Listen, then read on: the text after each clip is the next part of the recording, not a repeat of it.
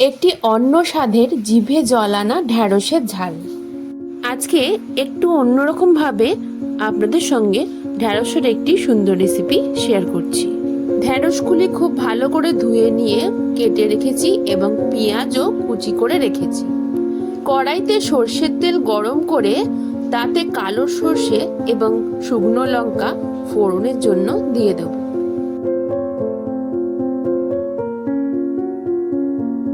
তিনটে চেরা কাঁচা লঙ্কাও আমি ফোড়নের জন্য অ্যাড করে দিলাম। একটি বড় সাইজের কুচিয়ে রাখা পেঁয়াজটাও আমি গোল্ডেন ব্রাউন করে ভেজে নেব। পেঁয়াজটা ভাজার সময় সর্ষে, কাঁচা লঙ্কা, শুকনো লঙ্কা এবং পেঁয়াজের মিশ্রণে খুব সুন্দর একটি গন্ধ পাওয়া যাবে। মোটামুটি ভাজা হয়ে যাবার পর একটি বাটির মধ্যে আমি কিছুটা পরিমাণ টমেটো পেস্ট নিয়ে নিলাম। এর মধ্যে হাফ চামচ হলুদের গুঁড়ো অ্যাড করলাম এবং হাফ চামচ কাশ্মীরি লঙ্কার গুঁড়ো অ্যাড করে নিলাম।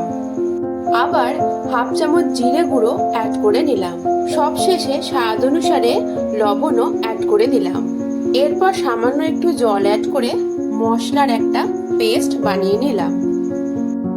এবার এই ভাজা পেঁয়াজের মধ্যে মশলার পেস্টটা অ্যাড করে দিলাম। পেঁয়াজের সঙ্গে মশলাটা একটু মিশিয়ে নেওয়ার পর আমি মশলার বাটি ধোয়া জলটাও এর মধ্যে অ্যাড করে দেব।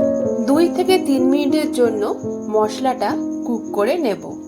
মশলা থেকে তেল ছেড়ে আসার পর আবারও সামান্য পরিমাণ জল অ্যাড করে আরও কিছুটা সময়ের জন্য কুক করে নেব।